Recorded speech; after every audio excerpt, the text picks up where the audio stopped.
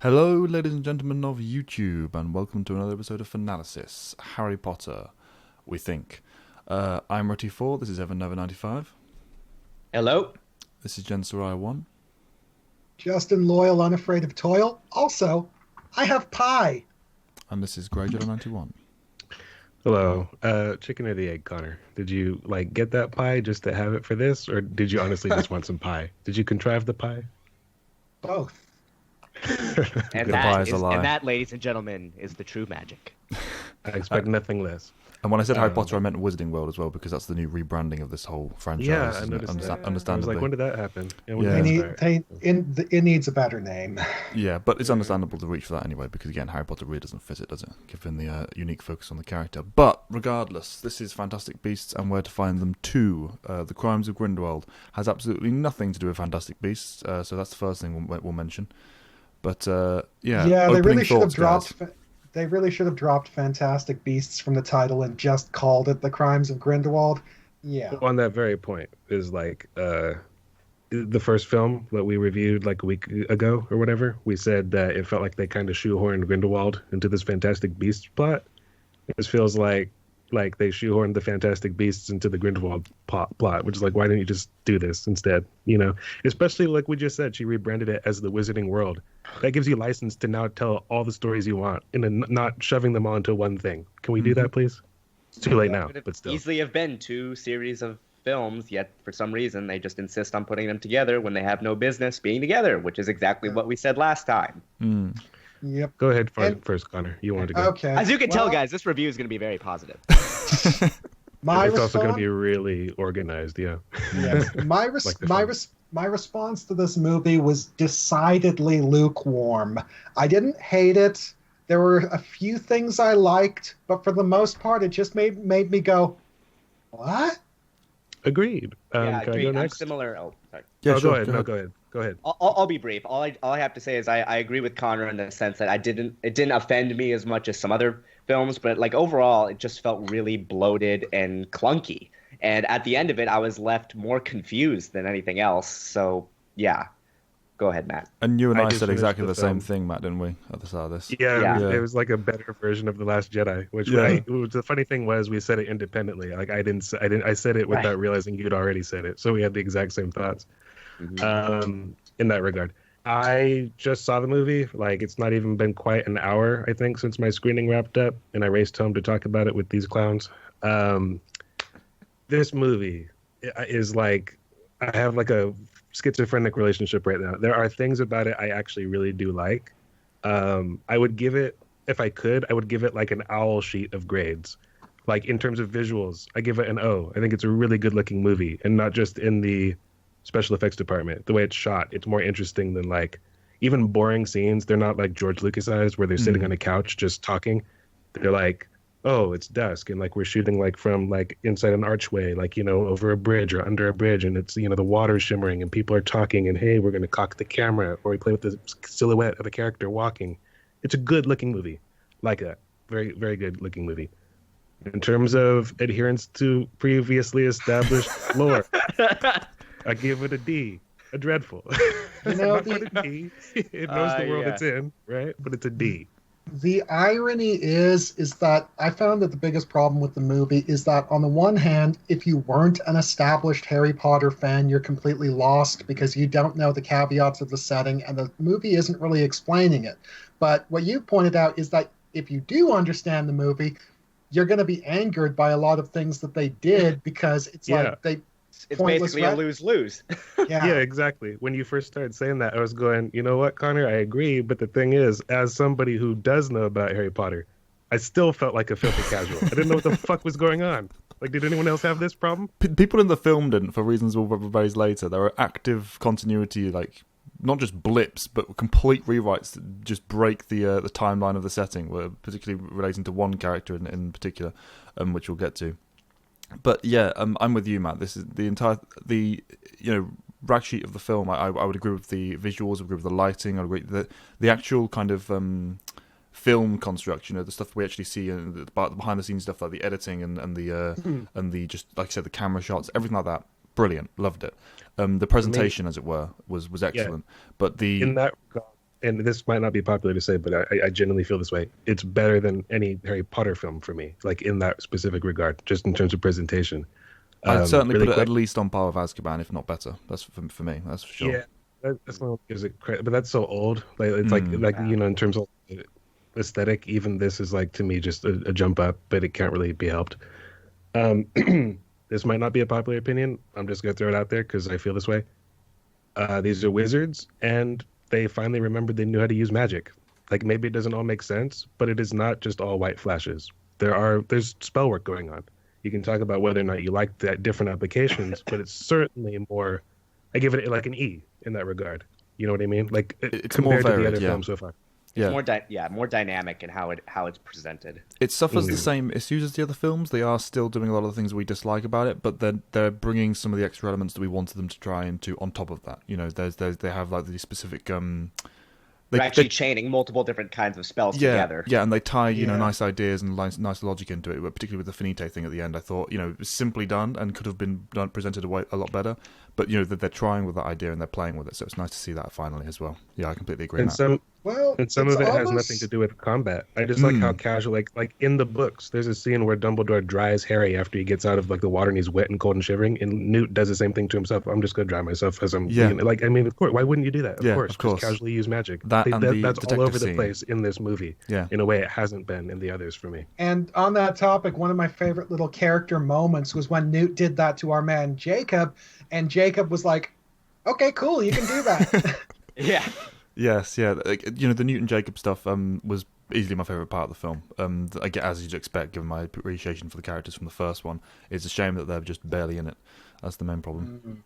But I completely agree on that Newt was, magic front, literally Matt. like shoehorned into his own movie. Like, Yeah. I've never seen a main character shoehorned into their own movie. He has like before. 10 Yeah. scenes, and they're dispersed to set up and go in between other people's scene setup. So it's infuriating in that front. Well, that's the biggest problem. It's like Newt Scamander has no place in the Grindelwald plotline. It's like sending Steve Irwin to hunt Nazis. Steve More Irwin or is not less, a yeah, Nazi. actually. Steve Irwin At is first, not a when you Nazi first said hunter. that, I He's the thought- crocodile hunter. Yeah, when you first said that, I go, why such a random reference? But yeah, it fits. They have the same job.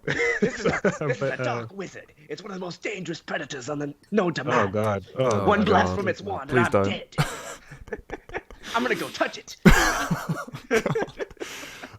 But yeah, I don't even know where to start. Really, it's a smorgasbord of chaos. Well, that's the thing. The film doesn't know where to start. Yeah, These characters, the characters that we meet from the last film, they are only there because they started down this road in the last one. So this movie had to have them. The movie doesn't really want them there, and you can tell. Like it's not like malicious toward the characters in that way. It has no idea what to do with them, and it's so obvious. It's embarrassing almost. yeah. But by that same token, a lot of the new characters they introduce Oh, don't have plots yeah, that go anywhere either. So it's like, Or they go It's not like somewhere they and then don't- immediately rendered moot because Yeah. they're then taken out of the franchise. So it's like, Yeah. why? So it's Why would you do this? Yeah. Okay, so we've said we don't know quite where to start. Let's start with. It's called The Crimes of Grindelwald. Let's start Yeah. with Grindelwald. Before we get started, I want to say, because we bagged on him a lot, and I don't really regret it in some sense. Johnny Depp, I will give special commendation to Johnny Depp. I thought he was much better. He gets an E from me. He was much better. I still sort of prefer the Colin way, Farrell. the way that he carried himself in the role. I preferred that, and also his look, and down to, like you mentioned, the style of dress, Connor, and the last time we discussed this, I preferred that.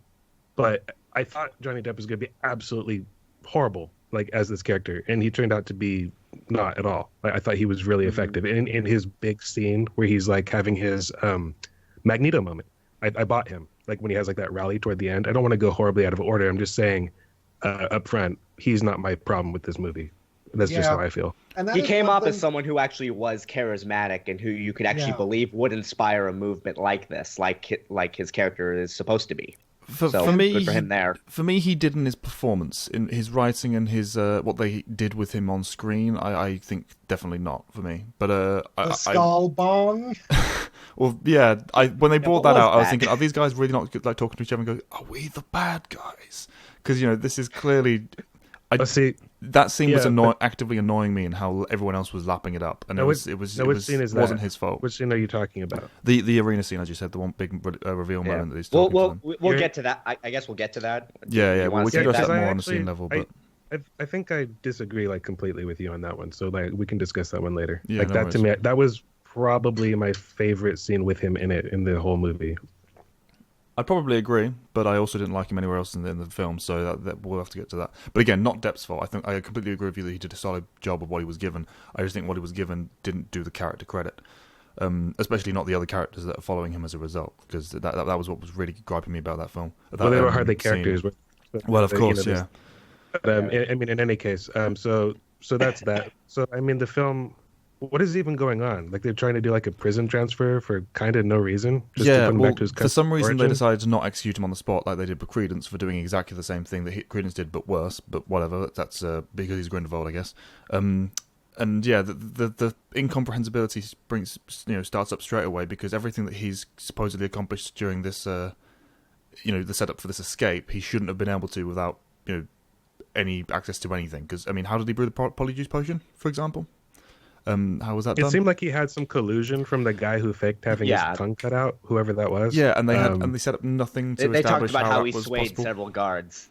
Yeah, but At the and beginning. that was the latest, one of the long runs supposedly. but did no one really put any kind of set? They put nothing in the way to stop that. No checks against that after the third attempt. This seems really, really contrived for me. Well, as we see in this movie, magical officials are completely incompetent. Well, in all yes, areas. yeah, on a level we haven't Especially even seen security. before. Yeah, on a whole new level for that one. I can agree that, like, to me, it's just like the setup, like you said, like, why don't they just execute him? Because, like, it's not really like he needs a trial, is it? Like, I mean, everyone has agreed on what he's done. Like, that's normally what like a trial is there for, is to like determine your culpability or like level of guilt. Like nobody. It just seems sort of needlessly ceremonial, like what they're doing, and they're doing it in like the least efficient way. Just like take him through like a port key or the fire, or why are you flying him over across the ocean? Because like, we have to make a reference to Thestrals, which is another problem with this film. Constant callbacks to previous stuff that has nothing to do with this part of the setting. If you want to cram in Thestrals in the Fantastic Beast movies, you have like you have like inbuilt excuse. Like just have them there. I mean, I think the problem is that they went for the Thestral chase thing was because they wanted a gratuitous action scene. They wanted a bit where Grindelwald could escape and show off how badass he is. And I will say that once the chase scene got going and Grindelwald started doing shit, I was like, okay, this scene's actually kind of cool. Now I can see why this guy is so bloody dangerous. And now he's got the Elder Wand, so he's not pulling any punches. Well, I agree. Like, my issues are with the setup. I actually do like what he's doing in the scene. Like I said, I like how the magic is more varied. I like how they're using, like, transfiguration more. I like how... I especially like that nobody's explaining exactly what's going on, because it leaves your brain to, like, fill in the gaps. Try to process what you're looking at. And it makes it more engaging for that reason. And like the camera work, it's good looking. Yeah, it's well presented. It also makes sense that because most of the characters featured in the movie are wizards, they would know exactly what they're looking at and understand it. So there's no reason in setting for anyone to be explaining it, because everyone would already know. Yeah, but tell that to anime. But at the same time, there are issues like one of the things I liked when he was playing with the clouds, just non-verbally stirring up a lightning storm in the cloud front. I really love that, both visually and as an idea for just generally use of magic. But then you have the auras just flying straight into it and doing nothing to propel it, nothing to counter it. He faces no resistance in the in the film. Those auras? Well, presumably. They were Quidditch players. I mean, I just there to play Quidditch. I was going to say, because there had to be something. They just go, I'll fly into this lightning front. Yeah. Not casting a single spell. It was really irritating. They didn't give they didn't have Grindelwald or anyone on the antagonist side struggle with anything. They just walked straight through because I'm a badass evil person, and that really. I mean, there weren't really very many opportunities for that to happen aside from at the end, I suppose. Like when I really think about it, because it was just sort of like random mayhem, like this whole movie. I guess you could describe it that way, but yeah. So anyway, like so the escape happens. He goes. He's looking for Credence, right? Yeah. who Is that his somehow real is first still. name? Was there a reveal about like he has a different first name too? Or Yes, yeah. He's got Eventually, his entire name is totally different, but anywho, Okay. We'll get there somehow at the end. Credence survived getting blasted by every single aura in New York in the last movie and is still alive and somehow made his way to Paris and somehow made contact with the wizarding world. And Let's somehow handle that. Grindelwald knows who he That's is, what the plot despite wants you not to do. apparently knowing beforehand. Because I mean, this Well, film well, even overwrites I mean, its previous predecessor, not just the stuff from the Yeah, original books. but it has to, given the way it ends. Like, I Mm. mean, you know what I mean? Like, that loops. Grindelwald has history with the Dumbledore family. So, like, because of that reveal later on, who cares what happened in the last movie? You know what I mean? Almost. Yeah. Like, that's the attitude of the movie. I'm not saying that we have no right to criticize it. I'm just saying it's so much circular logic there that you just have to, like, go fuck it. Like, at some that's point. what this film is ultimately doing. doing. It's just throwing its hands up and saying, Yeah. "Okay, let's just roll with it." And I think that's standing out. It's not just us that are raising these issues. This isn't one of those times where we're going nitpicking and nerd critique. Mhm. This is something that stands out to even the common viewer, I think. Very glad. I say this, like, with a certain degree of affection, but that's normally your domain, and I often argue with you about it. I'm there with you this time around. Like, this is these aren't nitpicks. Like, these are like she got things wrong, or she just changed them and expected everyone to just go along with it. And no. It's almost like what we need to have a good Harry Potter movie at this point is for Rowling to be removed. Because it's like David Yates at this point knows what he's doing as the director. The whole production team is all together. They know what they're doing. The failing of this movie is the writing. And that's pretty much all on Rowling. One thing That's I said the to my issue, films, because she's not a screenplay writer. She's a novelist. yeah, one of the things I said to my There- friends about the film is that the content here isn't entirely bad as long as you reshape it and set the timeline and all of the continuity error stuff. It's not designed for film. This is clearly supposed to be a novel length set of material that she's compressed into a film, and without the proper attention being put on what needs to be cut and what needs to be framed certain ways, given the time frame. She could put all of this material in a novel or even a few novels and have it, fly for us if it was reshaped. Well, but the thing is, she a doesn't few have that for kind sure, of time. because she's squashing about 5 or 6 different stories almost into like one, and it doesn't fly at all for me. It's bloated mess. Yeah, it's the exact same problem as the last movie, but kind of taken to an even higher level. This is a movie that should be like not just 2 separate movies, but like 3 or 4 separate movies. Absolutely. Which is funny because they've expanded this into that. These are supposed to get a total of 5 films, right? Like, I mean, where the hell do they go from here? They've even said that Newt's role is going to be reduced further down the line. Yeah, I mean, how could it possibly be more reduced? He's barely in this one. Basically, what we're seeing, it has to happen that way, right? Yeah, basically what we're seeing is the problem that arises when the singular franchise creator takes everything upon him or herself, refuses to let anyone else into the sandbox, and tries to handle everything personally. One person can't take care of everything. She's trying to do too much at once. Yeah, not in the time frame she's been given. I'm not sure that I think that's a possibility, and that could be what's happening. But the opposite is also true. It could be that she got involved out of care for what she's doing and trying to be hands-on, and then she let other people's advice lead her astray to after the point where it's like no return. I've started situation. And I can't go back. Yeah, it's like, well, too many cooks, but it's more like there's one head chef and everybody like her name's on everything, and it's like, okay, it doesn't matter who really fucked this up, your name's on it, and like you're gonna make yourself look bad at the end. I'm not blaming anyone but her, but I'm just saying it's possible that, because like when it comes to like franchises, like somebody's gonna say, well, can't you have a scene where this happens, or these are making so much money, can't you make 5 films instead of 2? I mean, and she might go, oh yeah, or like there might be some contract she didn't read like the right way, like who knows. But I don't know what the blame is, but she's definitely she's going down with the ship, because the ship's going down. So I'm not sure she's entirely responsible, but she's sinking with it. That's for damn sure. Yeah, this could have been so much. This could be considering that there is a sinking ship in this film. Yes, so, yeah. I mean, this could have been. Yeah, that's right there. This could have been, which might be the Titanic. some people have said. I don't know. I kind of hope. I don't know. Possibly. This could have been a magical cinematic universe. It could have been the Marvel equivalent if they'd wanted to make it that. They have enough material to work with within the setting, but to do that, you need to split the films up. You can't have them all compressed into one, 5-film set. It just doesn't work. And it feels like she did that with both movies so far, and I'm going, what the fuck? Case in point, you mentioned earlier, Kellen, the way that the time is spent was like, who's managing this? Because, or one of you mentioned it. I'm sorry if I didn't get that right. But like Tina Goldstein, I only know that name because it's sitting in the notes in front of me. I've seen 2 films with her, and I still don't remember her name unless I'm looking at the notes. She was in this movie for why? To give Newt some kind of love triangle that isn't going anywhere for anybody. Extra incentive to be there in Paris in the first place, because he was like, I don't want to go to Paris. I was like, okay, fair enough. Then don't go then. And he's like, what? Dumbledore, are you kidding me? And then only until what place does this have in this story? And you know what I mean? Or she read a newspaper clipping saying he was engaged and he wasn't, and she got jealous and butthurt. Is that what I'm getting from this? Yep. Yeah.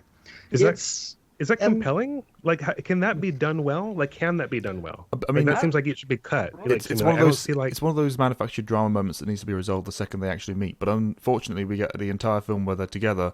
The 5 scenes they're together because they don't really have any presence in this film. He doesn't tell her the truth until the very last moment.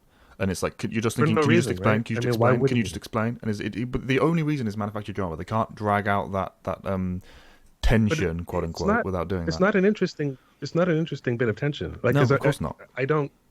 I wouldn't side with her anyway. It's like she's not behaving rationally. Like, they're adults. That's the thing. Like, if they were in high school, whatever, but they're not. Agreed.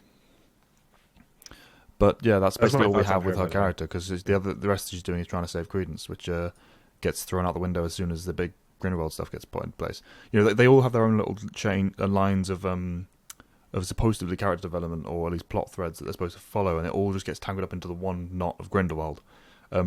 And in a really, really forced and weird way. There's one scene in particular that gets just completely thrown out the window the second, wait, this is where Grindelwald's supposed to be meeting, as the door opens up, and just to move from that scene to the next. This entire film is a mess for me. On every level, as I said before, alongside you, Matt, it's The Last Jedi, just not anywhere near as bad because it's not damaging as large a pre-existing world, really. There are more things I like in this than in The Last Jedi. Difference, yeah, but in terms of incomprehensibility, they're on par, which is the one thing that they do kind of stand up with. Without a doubt, baffling. Just even the stuff that makes sense in the story, the stuff that makes sense you can actually follow. It's raising the question of, why would I want to follow this in the first place? Why is this the story you're telling? Even the stuff that actually has some comprehensibility is pointless, and that really irks me. But especially because a lot of it as well, I'm getting to Lestrange for a moment, is stuff that I would enjoy seeing in a different film. She's one of the best parts of the film, but she shouldn't be in it, or at least shouldn't be this heavily featured. It's. I found her inclusion more bizarre than truly bad. Like, I don't even really want to touch that scene until later. Like, we should probably go back to the main cast. We should talk about. Yeah, let's talk about Kowalski and Queenie, or Newt. Like, is there much to say about Newt? Like, I mean, whatever you want to say. I just felt like I kind of have my. It's like I said, he's a good character in his own right. We all enjoy Eddie Redmayne's performance. He's fun to watch. He's entertaining. He's engaging. But he's got no place in this storyline. It's like deciding that Steve Irwin, the crocodile hunter, is now Steve Irwin, the Nazi hunter. Yeah, which is a shame, because I really would enjoy a movie all about him. Yeah, I know. Especially with Eddie Redmayne's performance, because I actually think he put in a better performance in this film than in the last one. So you could tell he really has enthusiasm for the character. It's just such a shame. Yeah, he's really bringing his A game. He has a. Oh, you go first. Sorry, go ahead. You go first. Well, he has a brother. That apparently he has some sort of enmity with. Was that explained? I think it's just the fact that he disagrees with his, mentality and ownership. I think is basically the underlying tension. And obviously the connection with Lisa. They did the whole tell and don't show with that. It's like they had the moments they wanted, like, oh, you need to choose a side, and I'm gonna hug you now and embrace you because me and my. Oh no, not you, not right now. Oh, the end of the movie. Oh yes, okay, yes.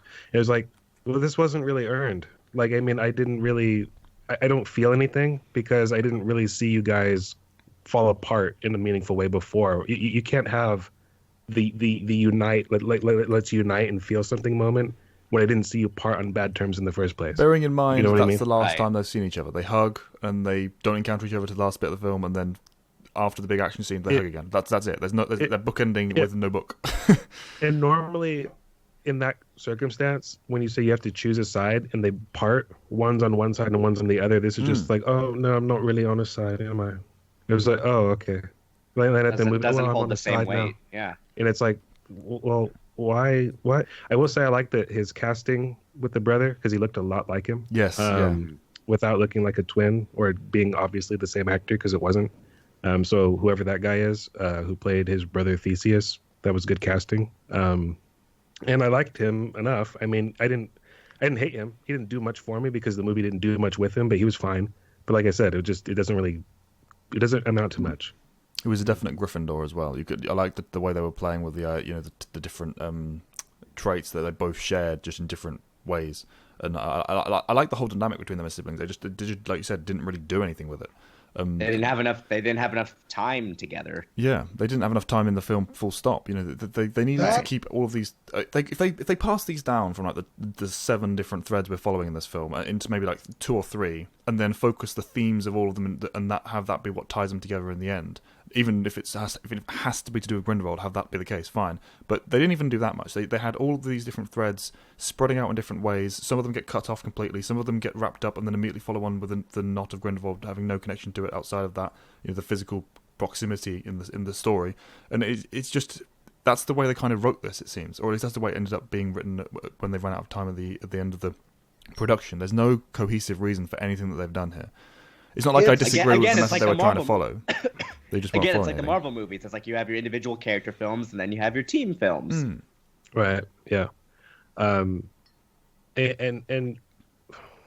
so we have a situation here where what the fuck's even going on? Like, so why does Newt wants to leave because why? Like, he's trying to be able to leave and like travel internationally, like for any particular reason or just to carry on his work. Yeah, he just wants to carry on his work. Okay, so that's already kind of odd because we now have what I'm construing as a bit of a retcon where like Dumbledore now actively sent Newt without sending him like to America in the first fucking place, right? Yeah, for reasons we don't know, but yeah, because Dumbledore, right?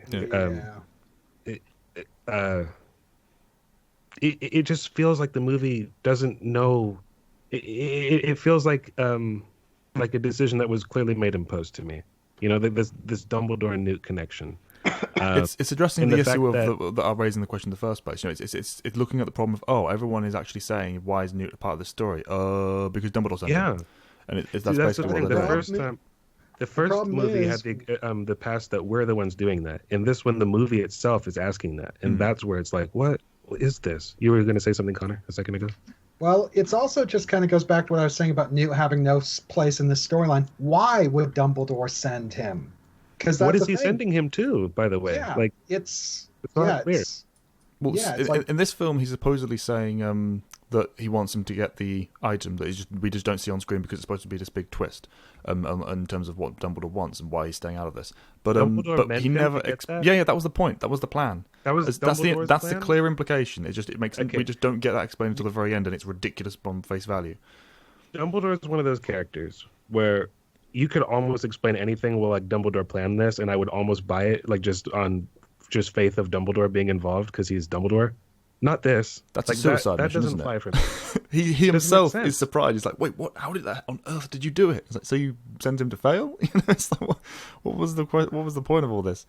It's just everything about the narrative and the plot and the reasons behind the choices they made just make no sense to me. And I think it's a lot of people because speaking of which, should we talk about moving from characters? Should we get into Credence now? And yeah, that's because he's the next kind of focus of this starting area. Like the first third of the film is plot wise is driven by his presence, or lack thereof.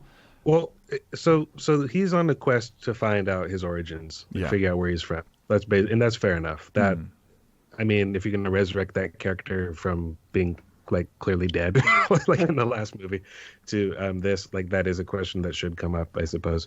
To be fair, sorry, before we just move on, we do see a whiff, a wisp of smoke escaping in the first one. So it was always clear to me that there was a possibility of him coming back. It wasn't like they completely just retconned that in. So there is Fair that enough. much for it. But The only reason why I think that I was he's just gone is because of how adamantly Grindelwald or Graves seems to be like, oh, you fucked up my plan completely. Whereas you would think, did they? But anyway, it's not really a big thing. Yeah. I mean, he's here, he's back, and he's looking for his family, and that's fair enough. But we meet him at the circus, right? Yeah. Yeah. Now this was already this concept was the only thing I knew about the film going in, and this was DOA for me, in the first fucking place when we find out that Nagini used to be a human. Or she is a maledictus, and that's why she becomes a snake. But it was a stupid idea in the first place. But more egregious than that is that they made that stupid, damaging decision to the original, idea of the character, and then did nothing for her. There was no reason to be a part of this. What did she do in this entire movie? She was a vague emotional crutch for Credence, and they could have had. She didn't even have that many lines. Yeah. Yeah. And as with everyone at the end, she just vanishes off the plot. She's present, but she does nothing. They just kind of bring her back to Hogwarts for some reason. She was just kind of there. And so on a narrative level, it's pretty poor. In terms of just my nerd brain, trying to relate it to the lore, I'll admit this isn't really a flaw. I just hate it. It diminishes Voldemort's mystique. That's the kind of thing that you don't explain. Don't explain that to me. I don't need to know how he got Nagini. I just know he has a way with snakes. He's a dark wizard, and she's an especially dangerous, sort of seemingly smarter than average snake. You don't need to explain to me why. Yeah, that's fine. We already kind of had that explanation through the connection with the Horcrux, so that was always something that you had to get out of jail free for. Not that everyone was criticizing it in the first place. She was already special, yeah. It's when you're literally a vessel for a portion of your master's soul. Well, yeah, but the problem is that we're supposed to buy Nagini in this movie as a sympathetic character, knowing what she becomes. And the other thing is the fact that why in the hell would she sign up with Voldemort in the first place? Because from what little we see of her in this movie, the impression I get is that this Nagini would be very much against Voldemort's ideals because Voldemort's a raging pureblood supremacist. And what's the one thing she says in the pureblood rally? They're purebloods. They kill our kind for sport. She'd hate Voldemort and everything he stands for. Because I completely agree. Yeah, 100%. It's marginally possible that their idea is to give her an arc, but I doubt that considering how they've handled it. So I'm inclined to agree with you completely. I also don't think that Voldemort would find her all that interesting if he knew she was human, really. Yeah. It's like he should... the snake underlines his connection to Slytherin. It's something only his line can do in the modern era. And it's also another interesting thing about Voldemort himself because he is so disconnected from humanity that the one thing in all the universe that he truly regards as his friend and actually values is literally an animal. Yeah, no one was questioning why is this snake in particular. There was never a thing that came up in people's minds. One thing I would say though is that what I'm imagining they're going for in this, and to explain the reason why he specifically chose her, was because the Maledictus curse is probably something that's passed down way down the line from Salazar himself. I imagine that's the inclination they've got in their heads. Oh, have it be his curse, and that's why he likes it. But it is stupid. Yeah, it's a terrible idea. But I imagine and that kind of stuff. That kind of stuff to me always, it doesn't really matter what universe you're talking about. You don't need to draw connections between every character that's ever existed, down through your whole time. It makes your universe seem smaller. Yeah. It's not automatically wrong, but you should use it sparingly. She's going full force here. Everyone's related to everyone and connected to everyone. And it just seems really? For real? We'll get there a bit later, but the whole ridiculous coincidence of that baby thing, that's the biggest example of that. Oh, yeah. I remember Anton mentioned that specific example and saying exactly the same thing, talking about making the world small. Now you want to move on to Dumbledore? Yes. Well, sure. Yeah. I will say I really did like Jude Law's performance. I was a little bit nervous when he was cast, but I actually think he did a pretty solid job. I was interested in the way There are things about him I don't like, and certain decisions that were made in terms of like how they wrote him. But yeah, he's like Johnny Depp. I give him an E. He exceeded my expectations here. And the most interesting thing, I think, he's clearly doing Richard Harris, like early on, like the way he pronounces like the S sounds or like the way he moves his like mouth. He's clearly modeling after the Richard Harris Dumbledore. And I just thought, this is walking the line where that feels like the younger version of that character. It's not young Dumbledore in my mind from like the books, but it's like if you're trying to tie it in with the films, yeah, that's a younger version of that character. That makes sense, and it feels like he's influenced by it and not doing a terrible pale imitation. So yeah, I think it was well acted. Don't like his attire. Dumbledore's supposed to look like the wizard. This guy looks like he runs a bank. Yeah, he literally just does wear a suit. Yeah, I'm of the same opinion. I would have had it be a lot more heavily reflavoured to match the wizarding style, like we said with Grindelwald in his original film. It needs more of that unique flair to it that makes him just Dumbledore. He dresses this way at Hogwarts. Yeah, precisely. He's teaching at Hogwarts, and he looks like he's like. I'm fine with him looking that way in like scenes where he's in like the Muggle world. That's fine. Even that's a little, in terms of lore, Dumbledore messed that up just like, I guess, around the same time, because like when he went to go meet Tom, like in the orphanage, he got it wrong. He was dressed like in like a purple and like something pinstripe suit or something. Yeah. He just looked crazy. But still, I'm willing to give that a pass. Like I'll make him a competent Muggle dresser when he needs to be. That's fine. But the fact that he dresses like that at Hogwarts really. No one should dress that way at Hogwarts. Yeah, if anything, if this is supposed to be Dumbledore at Hogwarts, if they'd at least had him in the frickin' purple suit that's described, the outrageous over the top, as basically saying, okay, this is just how he dressed in his younger years, and he adopted like robes later. I completely agree with the overall critique, but I do like certain elements of what they did with it. Given what we were given, I liked the roll-up sleeves, and coat off, element of him being in the classroom and down to earth and okay, let's get some work done. I liked this kind of his openness and respectability. One of my favorite moments, if not the favorite moment in the entire film, is when the Aura douchebag comes in and tells all the students to just get out, and they all immediately turn to Dumbledore. I love how that perfectly encapsulates the later fears of the Wizarding world about Dumbledore's power, but also just the level of respect that kind of teacher has with their students. And they don't leave until he says so. Yeah, precisely. And you've got to remember, that would have been true 30 years later when all of those kids are adults. They would have done exactly the same thing in a different setting, which is why the politicians are so terrified. I like the underlying currents of that and how it sells Dumbledore as a character. The interesting thing is I didn't actually enjoy that scene because it's not to say that I didn't enjoy it. It's just I didn't enjoy it as much because that instantly when he did that, my brain clicked was, this is pass or fail time. Are they going to look to Dumbledore for permission? Or because if they didn't, I go, oh, this is not Hogwarts. Because my brain was like, are they going to do it? So I give them a pass on that because they passed the test. But random Aura douche actually is named Travers, I believe. That's a name from the books. Is that a Death Eater? That's a name. Like the name Travers is somebody. I need to look it up. The name Travers is actually one of the Aurors, and unfortunately, the Auror in the featured in the storyline, the Harry Potter storyline named Travers, is unfortunately a little bit of a butt monkey who keeps getting imperious and mind wiped by literally everyone, left, right, and center.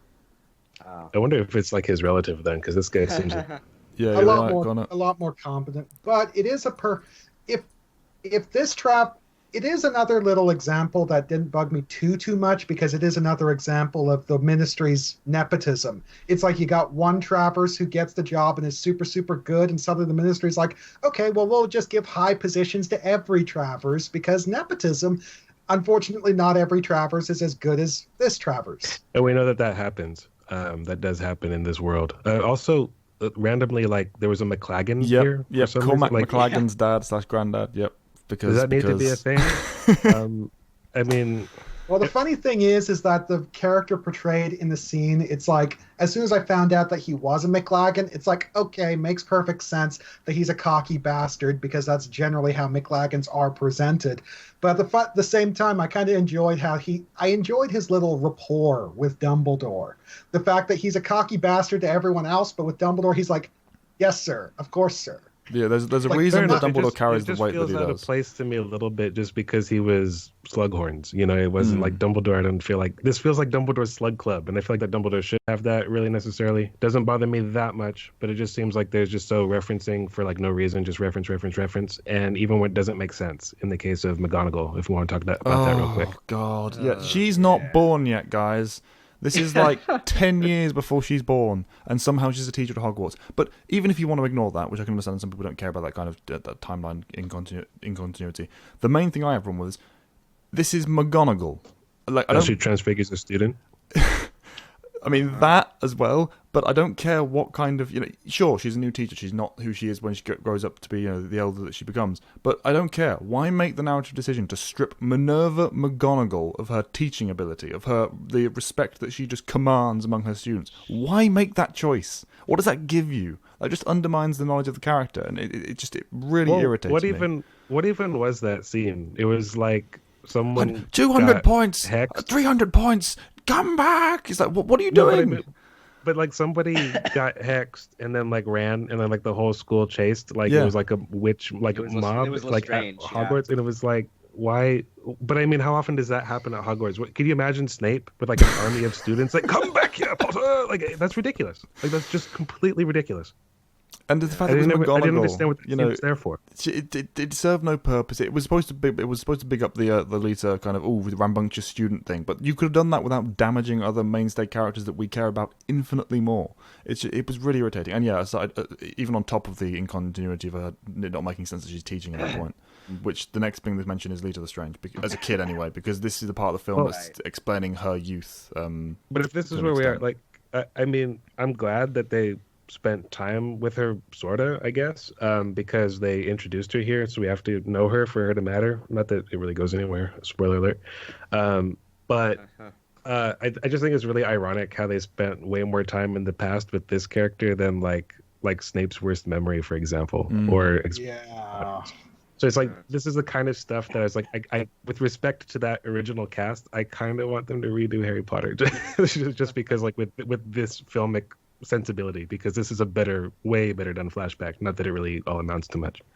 And I was interested because she is Slytherin, which didn't like.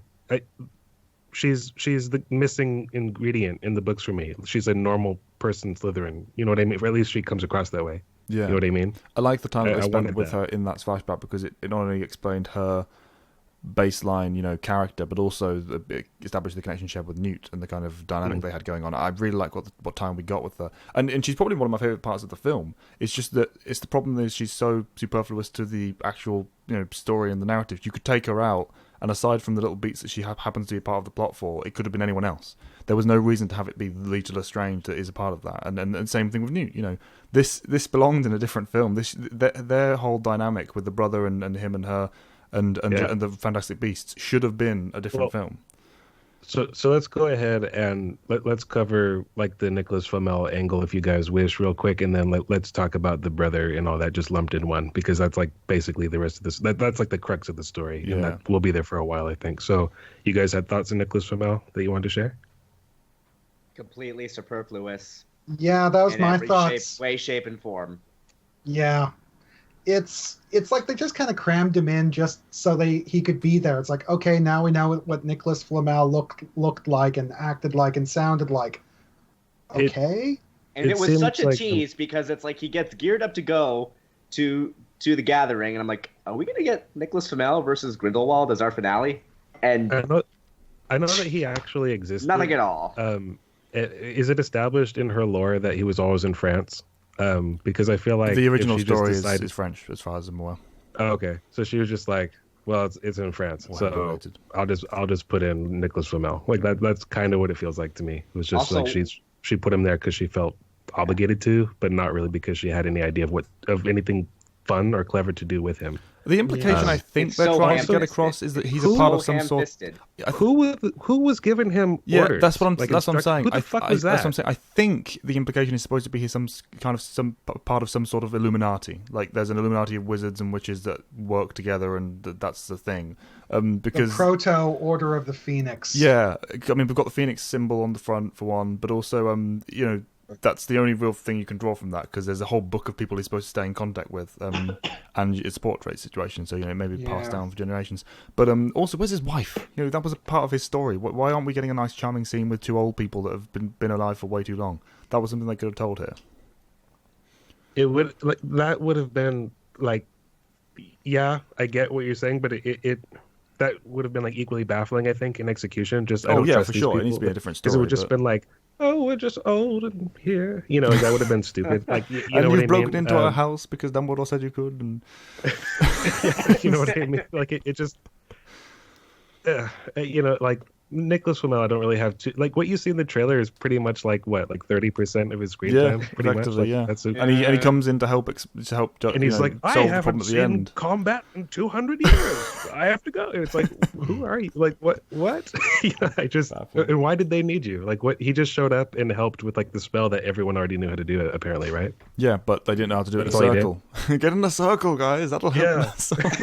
And the other thing is that I would have expected a character like Nicholas Flamel to be presented as Dumbledore times 10, because a guy who was basically the Dumbledore caliber wizard of his day, and now he's 300 years old and has spent that entire time experimenting.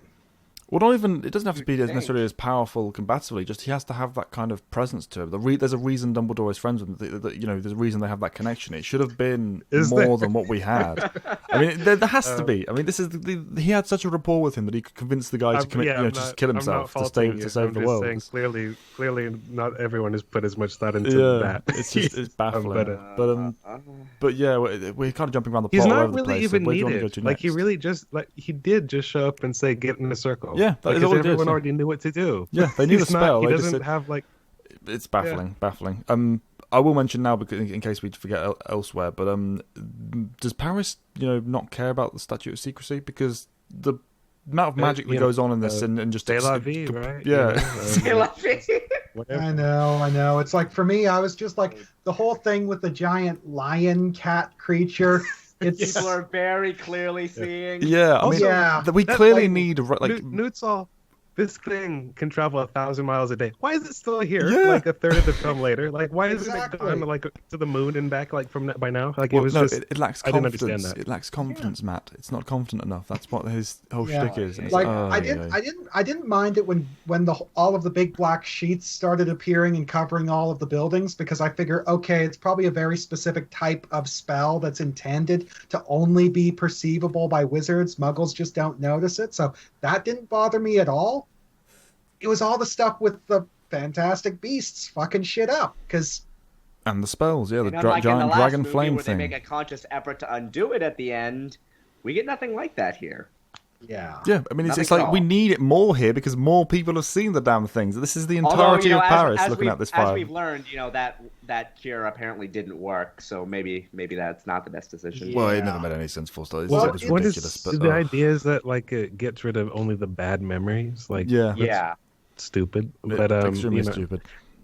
It would have made a little bit more sense if they said that the reason why it didn't work on Jacob is because he had got bitten by the creature that the venom came from earlier in the first movie, and that gave him a partial immunity.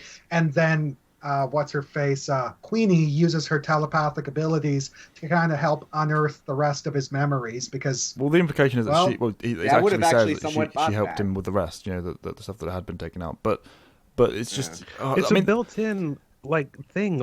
If they erased your memories and she's a legilimens, I'll just quietly help you regain what was left. I mean, you don't need to go much deeper than that.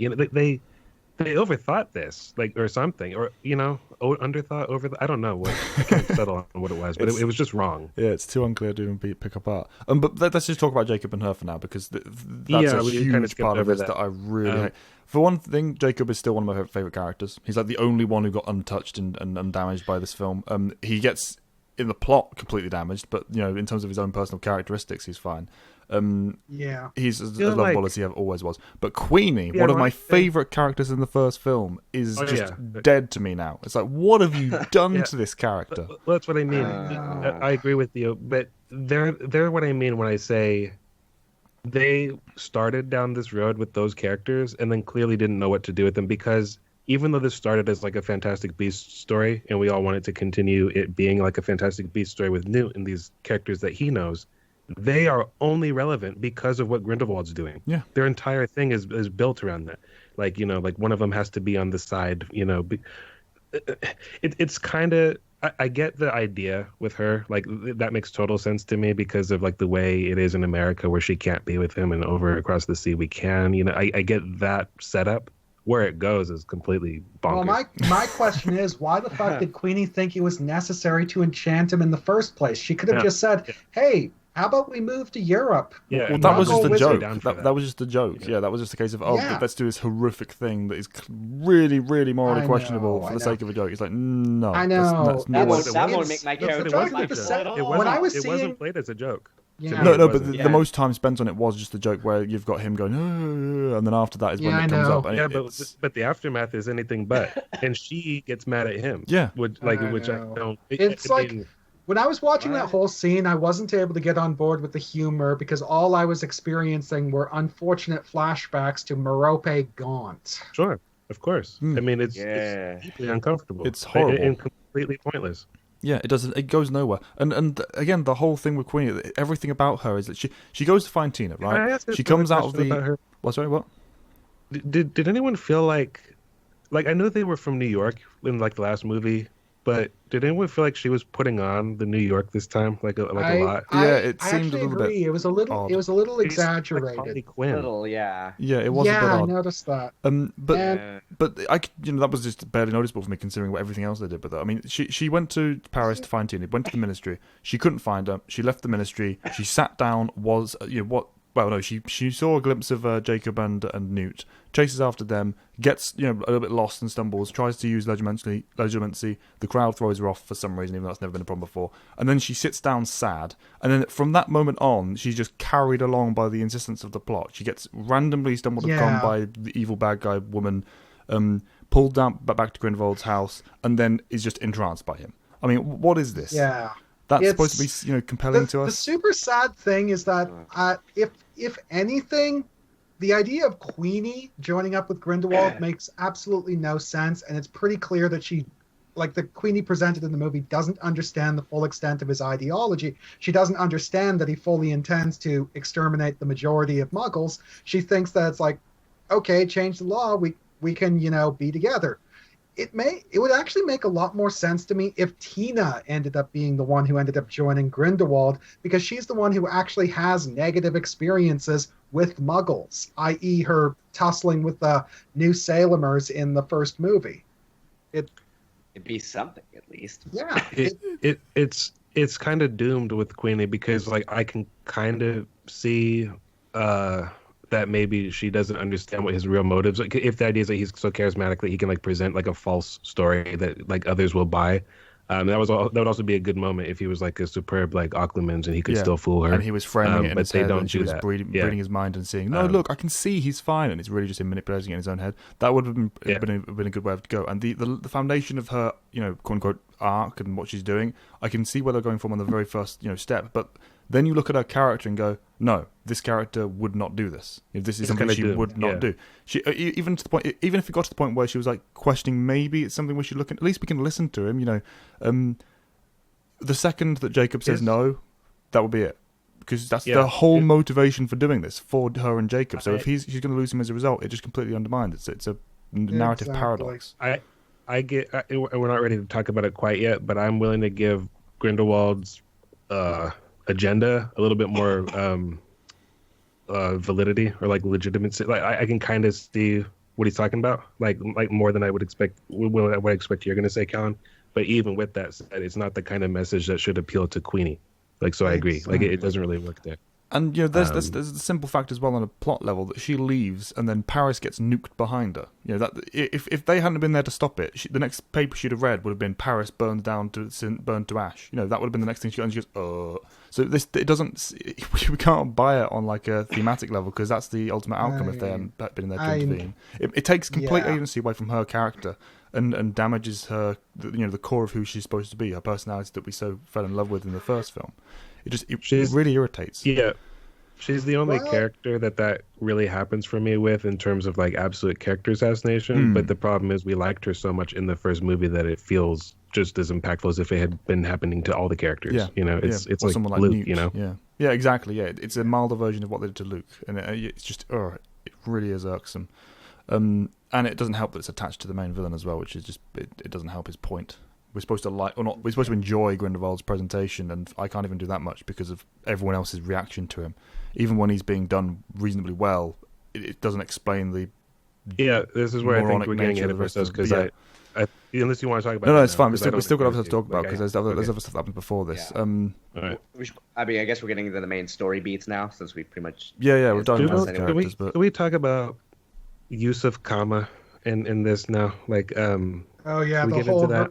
the revenge plot line. There were elements of that I enjoyed. Like I liked the backstory of how Lita Lestrange's dad was a total douchebag dark wizard, because it's another example of the sort of backwards, blue-blooded, aristocratic nature of wizarding society.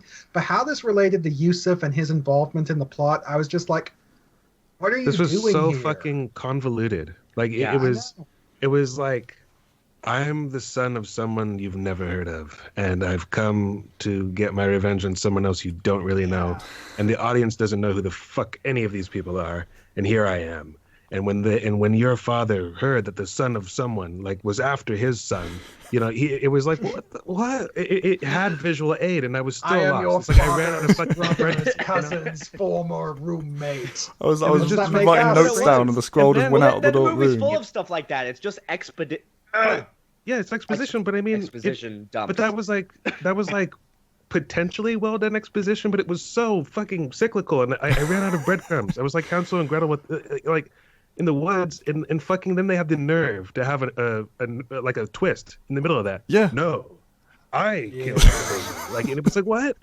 Like, And it was all what's presented. going on? It was all presented. I All of put these the baby characters. in a different Crib. It was all fucking of- demented. It Like, was I didn't crazy. know out All of with these the boat. characters explaining this in one scene that they just happen to stumble across each other and overlap in the plot, and then you forget half the people in that scene are even present, and then when they turn up again, it's to open the door to, but what is also where Grindelwald's people are meeting. It's like, what? What is this Immediately behind madness? them. It's like the door opens, well, I guess we'll just go down here now, and completely forget all of that. But yeah, you're right, the convoluted mess is insane. Even at the time, I was like, okay, notes in my head, okay, keep track. It's And like I couldn't remember it. they try and explain it all away by saying they deliberately had held the rally at that location because he knew Credence would be there, and recruiting Credence was his primary goal.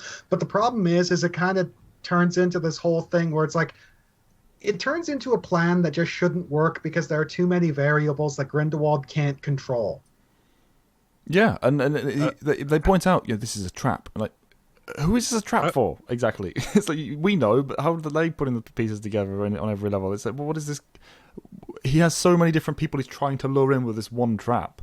It doesn't make sense. But going back to the whole story I'll thing. table that one just because. Yeah, please. Yeah, going back to that story, because we've jumped over a whole mess of individual failings within the whole convoluted mess overall.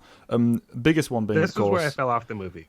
This is where I gave up. I was like, I don't know what's going on, and I can't. Like, exactly, I have no idea what's going on. And I was watching it with some friends. I looked at them at this point, and they were just like, "What?" These people are usually more forgiving of the problems of the overall story because they're just not nerds like us. They're the quote unquote mainstream viewer. And they had problems before this as well. But this was the point where I saw them going, just what? Like what? And that's before we get the explanation on who the baby is. But the whole situation with that boat and the baby swapping and the whole that she feels really guilty for it, and which makes sense on that level. But that's the big secret that's kind of been, that's what makes her a monster from back at the very start. And how does that connect to stuff we learn in Hogwarts? How did we connect that to Newt? None of this has anything to do with Newt. I know. It's another example of something that had a kernel of goodness in it, but was so surrounded by so much crap. It's like the actual specific flashback of her doing the baby swap. It just left me with a sick feeling in my gut because of how plausible that sort of action is for a little kid who doesn't understand the ramifications. But the storyline around it and how it ties into everything was just so complicated that I was just like, the fuck's going on? We don't need any of this family lineage somebody stuff that we don't know. Yeah. Like, we don't know about the Lestrange father. Like, who is this guy? Like, why do we care Doesn't about get like a what he single was line. doing? He didn't do. It's like, oh, I stole the wife of Yusuf Kama's father, and she died giving childbirth, and now he wants vengeance. So I'm going to send my child from like a different person, plus like my, his former wife's daughter, who I don't give a shit about, to Canada. Like, like what? I mean, it just doesn't. And that ship just happened to like sink. Yeah, I know. It was and just happened to be swapped with, we'll get to later, an insanely, ridiculously unlikely coincidental other person. But what is Yusuf Kama doing? Like, they said that he's made an unbreakable vow with his. Well, it was an unbreakable vow with his father to avenge the family. But it's like, why? Why would you accept that? I don't know. Firstly, it's like, why would that kind of unbreakable vow be necessary when the son would have every incentive to avenge the family anyway? Yeah, it's just there's so many problems with this, and also, why do we care about this heritage thing? Why is when we've got a really good kernel of a story? Because that, as unsettling as it is, that baby swapping thing. It could have been a story unto itself. That tied to her backstory, tied with Newt's, and that being, again, going back to that core Yet film. Yet another perfect of example of how this movie should have been multiple different movies. Yeah. We should have gotten a Lita Lestrange-centric movie talking about why she's so messed up as a person, but instead it basically just turns into a B plot in a movie that doesn't even have much of an A plot. It's just a mess of complicated B plots all tangled with each other. Leech Lestrange's story is basically the largest portion of this film. It's not the most relevant, but in terms of screen time devoted to her, she has the most presence in the story and the plot, and it has absolutely nothing to do with the overall narrative except setting up her character and what we're supposed to care about her for. It's just it doesn't make sense in this story. I don't think it has absolutely nothing to do with it. I just think it's woven together in such a ridiculous way that you can't hone in on anything. You can't care about it the way I don't know what you're supposed to get out of it. I honestly don't. Even down to just the background detail of understanding who her father is. That's not an interesting wizard, really. Bellatrix Lestrange was Bellatrix Black. It's not even an interesting family line. Yeah. She married into that name. Like Rodolphus or whatever his name was, that's his grandfather or whoever. That's the only connection we have to that? the original story. Yeah, it's baffling. So it just doesn't. It just feels. I'm trying to figure out who's going to be excited by that. I don't know. If it did something for you, then good for you. But it's just a mind fuck for me. I want to see the film again at some point, just to watch that scene again and see if I missed a good explanation for what was going on, because I didn't understand it. I definitely agree with that. I'm definitely going to be seeing this movie again just to try and make some sense of it, because the problem is that what I came away with when I left the theater was, okay, elements in there that I liked, but I'm still trying to puzzle out how it all fit together, because it doesn't feel like it fit together. And I mean, the fact that there are so many good nuggets in here, because like I said, there's a core story that could have been really compellingly told here. Simple stuff like the line, the line she says to Newt, when she's saying, Newt, you never met a monster you couldn't love. I loved that, because that could have been the thematic beat that tied an entire film or narrative together if it was part of something better. That also would have tied in perfectly with a moment they not ruined, but just made less good. When she looks at her Bogart, before the camera pans up, it looks like it's just her. I'm afraid of me. Because she sees her reflection in the mirror. I thought, ooh, that's good. Yeah. It's a floating thing. It's a floating baby. Okay, whatever. But I mean, that could have been a really good thing. Oh, yeah. I thought that's what they were going for. I loved that simple idea. Again, like I said, before they panned up, just the fact that nothing happened. There was no form. It just took it in invisible form and showed her own reflection. That kind of nuanced, pre-planning on the Bogart side, the fact that it's taking that kind of abstract idea of fear into consideration when it creates its form. I love the impact of that, as well as the fact it's playing with that iconic. But then they undercut it because pan up. Yeah, and then pan up. We realized that wasn't what they were going for. Yeah. So okay, trying to give you some credit, movie, and look what you did with it. It would have done so much with her character and Newt as well, and why she's connected to Newt, and everything would fall into place if they made this film just about these people. They needed to pass and it in off. fact, that would actually be the funniest idea, is the fact that the reason why Newt is able to empathize with her is because she's literally a monster of a person, but because he has an easier time empathizing with monsters than he does with other human beings. And she's also not. It's it's the self-reflection that makes her the monster. She's because not. Yeah, it was a mistake. This all feels like like it was going somewhere, and then it just didn't, Yeah. because he says like there's no such It's- thing as like monsters or what. It's only blinkered people. If he sees the beauty in her that she can't see in herself, like it all fits. I know. It just doesn't could go have that all way. gone. It doesn't didn't even go have to that be way. a romance. It could have been a it's set up friendship with other without romance stuff payoff. attached. It was just didn't do anything. This should have been the story that was focused on. It was such a missed opportunity. That's why I said, yeah, that's why I said early on when you were complaining about her that she was like my least. I didn't have any problems with her on a base level because she was the most interesting part. But yeah, I agree, it was flawed execution all the way. Yeah. No, I completely agree. I loved what they did with her in terms of just the focusing on her and had nothing to do with anything else. But the problem is that wasn't attached to this film, or shouldn't have been. Her entire shtick had absolutely nothing to do with the resolution of Grindelwald or the continuation of his story. It was just, you could take her out and put any other character in her place, and physically in the story, and it would make no difference. Which it should not be the case. She should have been tied more to Newt. And that should have been the focus of the story, for me. Can I ask another question about her brother? Because like, Mhm. I didn't understand why he lost consciousness after he imprisoned them. That was the parasite. That was the parasite? Waltz parasite. Yeah, which is just a thing they So just that was like a decided to bait put in. and switch where it seemed like he was about to die from not fulfilling his part of the bargain, Yeah. but it was really just his squid brain choked his brain. Yep, and it was played that for a moment. laugh because now That's we're so locked in. stupid. It was ridiculous. Like, why would that's such a waste of screen time? Yeah. Like, why would you? That doesn't need to be in the movie. That was just so stupid. Yep, completely agree. Um, Cut that. I know. Save a good few minutes from them having to revive him. Oh, It's speaking almost of like- stuff that they set up and just didn't do anything with, have we spoken about the Auror, the investigator? Oh yeah, yeah, the that assassin guy. that protect What? Credence. It's- Never see him again. Just deletes Yeah, from the No, plot. he was like a double agent because he was operating like for the ministry, but they didn't really want him. But he was really reporting to Grindelwald. Yeah, right. He was Like, he was that supposedly going a on? sketchy or morally ambiguous yeah. agent that they didn't like dealing with. And He was then like a he also bounty happened to- hunter. Yeah, but they didn't have anybody else. But really, he wasn't interested in working for them. He was Yeah. working for Grindelwald. and we're supposed to Why? buy that after Newt, this is the only option they have. I mean, what really? And you have someone who's not on your payroll. That's the option, or someone you don't like working with. You've got a massive list of auras between those two. If nothing else, Newt's brother. Why not send him? We get no explanation for that. Yeah, I mean, yeah, that would have given him more of a purpose to be in the movie. Yeah. You know what I mean? Because like they really don't do much with the whole enmity between the siblings at all. Yeah, As we mentioned. and It's like there's so many characters in this movie who have a personal connection to Newt, and all of them, like whether individually or all at once, could have been used to justify his presence in this storyline. But the problem is that instead of him being here because of them, he just kind of runs into them being here anyway. And even going back to the whole ruining things from the previous film again, Credence isn't even remotely able to touch this random assassin guy, which means every aura that ever struggled with him is moot. But also Grindelwald. Grindelwald and Newt in the first film were apparating and dodging around because they couldn't be touched by this unstoppable force. This unstoppable force is supposed to be able to take out Dumbledore, and yet one casual protego from just a random nothing that just gets deleted from the plot renders him completely useless. But Dumbledore, what did he the do? setup for like, this. what did he even do in that scene? Like he what did he do? He accidentally Like, I don't understand.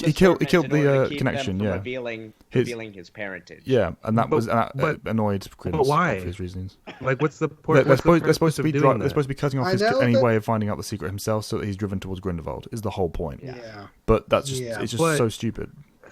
It doesn't really seem necessary at all. Like to me, like I don't. Surely, just the fact that like Grindelwald can say, "Hey, I know your family more than anyone else who's not in the family does." Like that's enough, right? Like that's basically all he's got anyway. Presumably. I mean, it just doesn't seem. So he killed caretaker lady, and then put Credence in a bubble for a minute, and then apparated away. Like that's all he was supposed to do. Was just that's it. That was the purpose of that. Was Yeah. just to kill. Pretty much. It was to kill. He was supposed to kill the woman so that he was driven towards Grindelwald. That was his whole point in the story. And yeah, and then he protegos himself and is completely invulnerable to any action from. I will say, I Dumbledore mean, killer. I like what he was doing in terms of magic. I don't know why it's him of all characters doing it, but I like he like transfigures a wall and like traps Nagini in it, and you know again it was a step up Yeah. in terms of like them doing magic like in this movie for me. And that was Yeah, that was true of most of the action. The problem is you just don't care about the emotion behind the action. It's just action, and it wasn't that I didn't care. I was baffled. I was racing, trying to figure it out, and it just didn't shake out for me. It was different from indifference. It wasn't indifference. It was just like I'm bemused. You know. It's like what I was saying earlier. It's like whenever I eventually get around to making a Harry Potter video, which I will, like this movie is good visual fodder for that sort of thing, but not much more than that. But this is the setup is obviously to imply that because of the connection we'll talk about in a bit, Credence is supposed to be able to get Dumbledore's guard down. But if a simple casual protego is all it takes to stop this unstoppable force of raw power, what's the threat here? You know, this random person with no magic at all or comparatively no magic at all, just a high level aura or whatever, can stop him, render him completely moot. And yet Grindelwald struggled in the first film. What is this? I mean, I don't.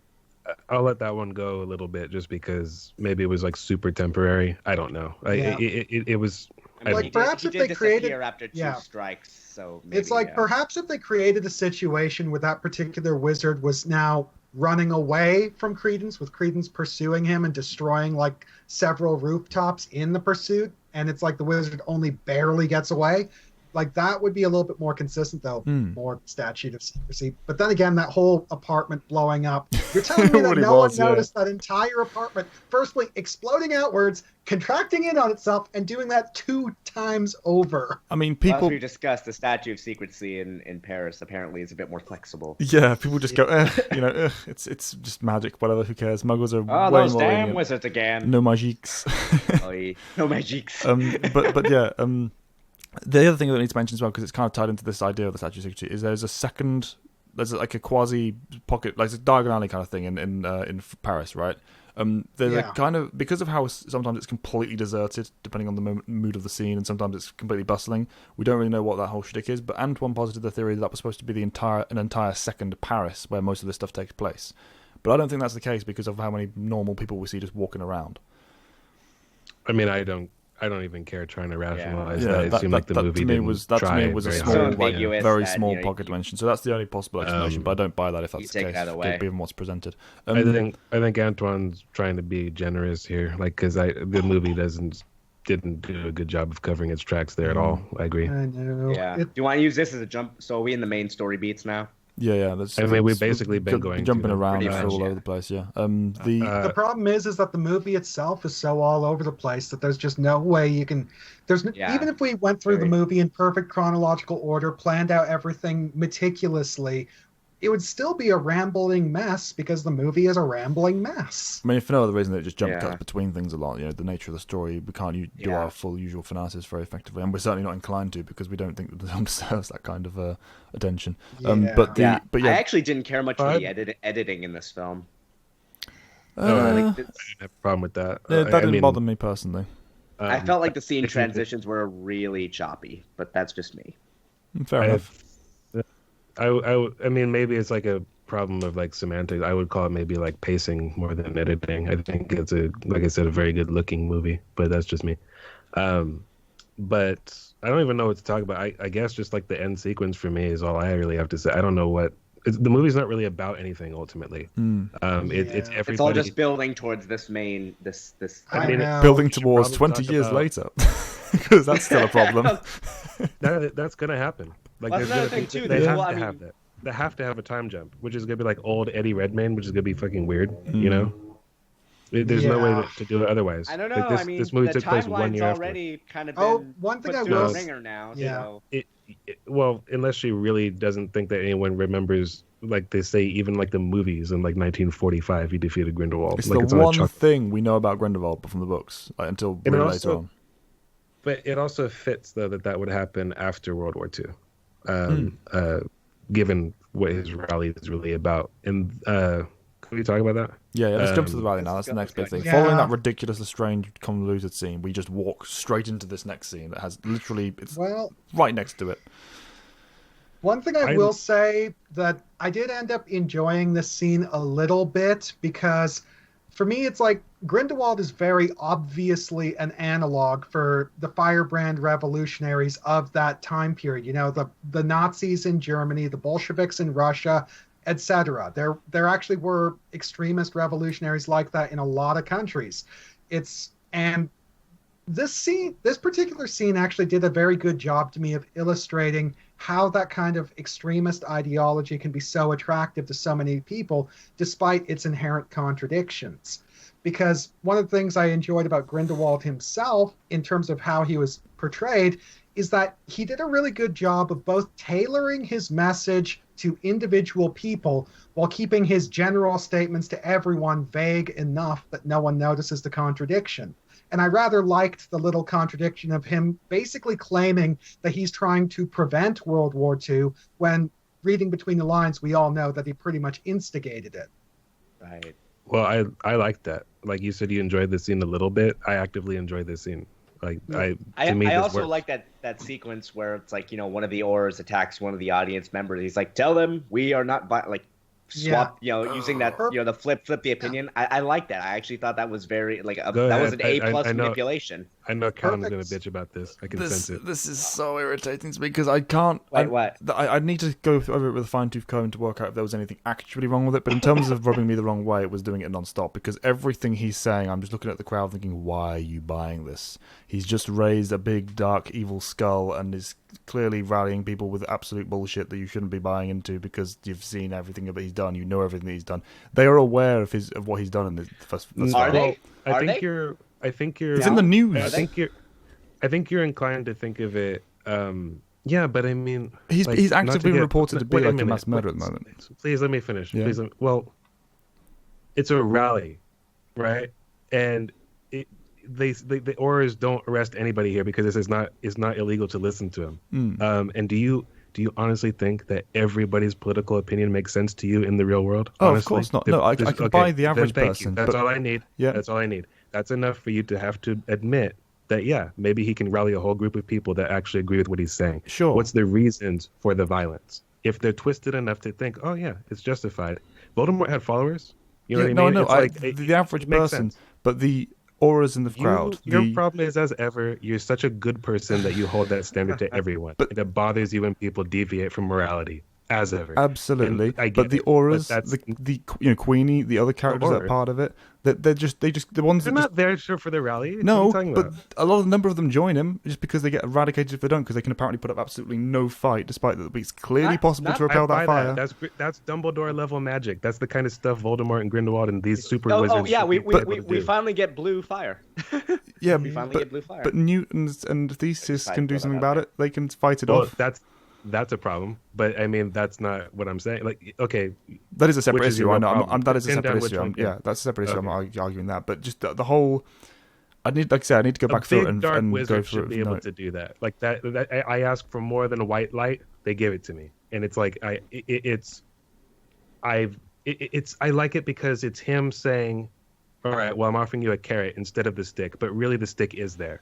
You know what I mean? But it's like he's cloaking it in a way that not everyone has to see it. It's only the ones that have like a mind of their own anyway that see that. And I know. It's like I said, I need to go over it and see if there was actually a beat. But just while I was watching it, they were just lapping it up. I think you're selling the film short, like in that regard. I mean, it's fine for me if you have of opinion, but I think that you are misstating what actually happened because you said that's not a beat.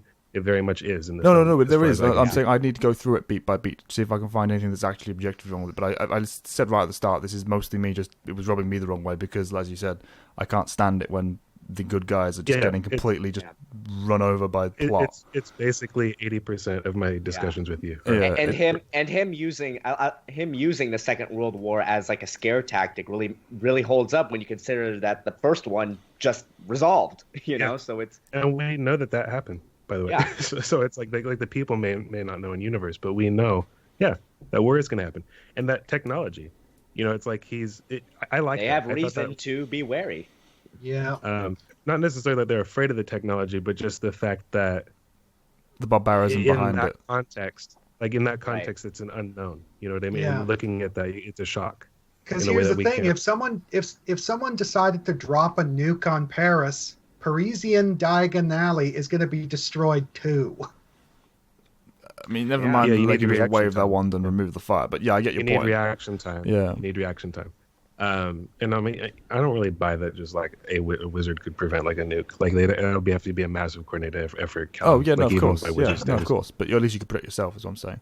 But yeah, it's just the he's giving this big, I'm not evil speech, and then immediately after that, they're going to hear Paris was completely burned to the ground. Like that's a big one as well for me. If once they leave and they look back, and, oh wow, Paris is gone, because as far as he's concerned, the plan was to just burn the entire city to the ground. Perhaps. Yeah, but it wasn't really him that because remember, like he started the initial fire, but then Lestrange didn't she break something that set it off even more so?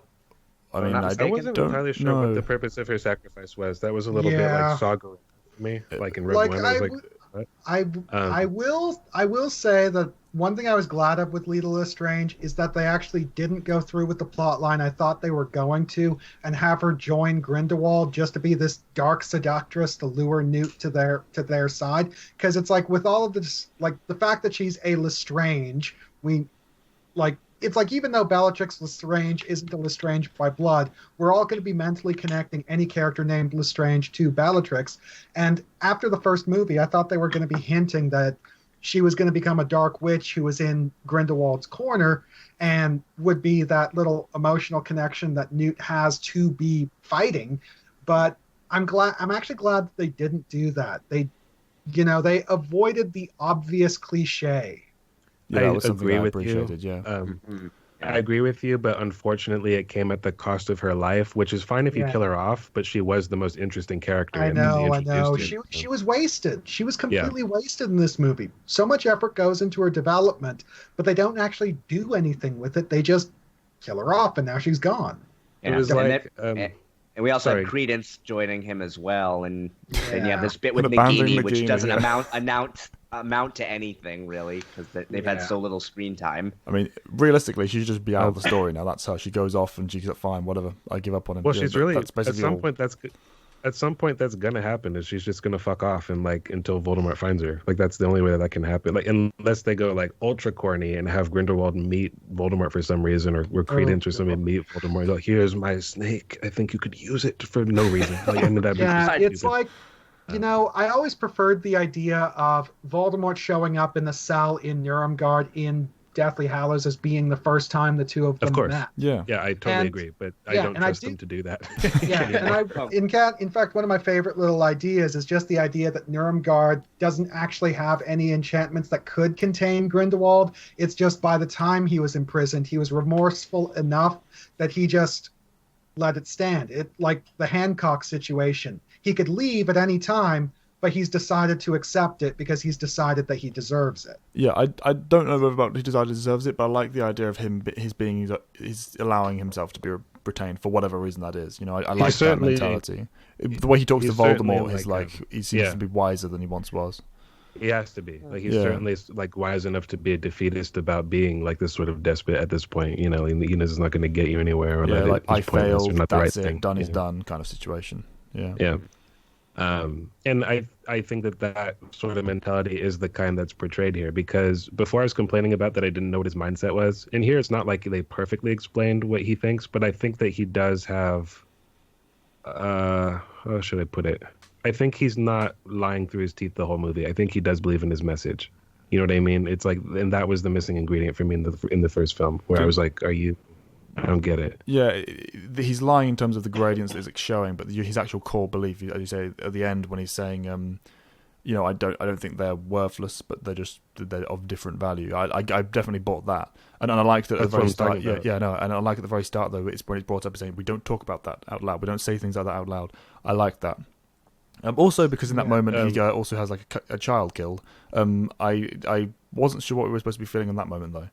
To contrast with what we know about him in the end. For me, I think that was just for evil points. It was a kind of kill the cat moment. Yeah, it was an awkward.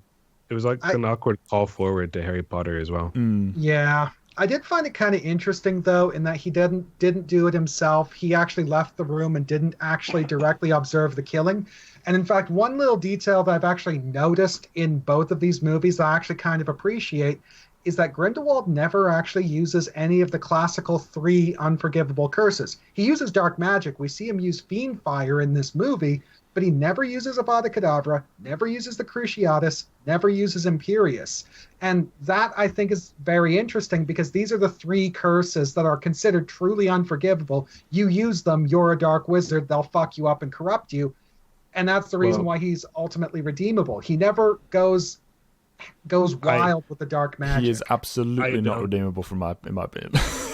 Well, the reason why he's able to feel remorse and be sorry for what he did is because he didn't go all the way into the dark magic. It's like he's a bit like Dooku, where he didn't fully embrace the dark side. He always kind of held it at arm's length and tried to use it as a means to an end.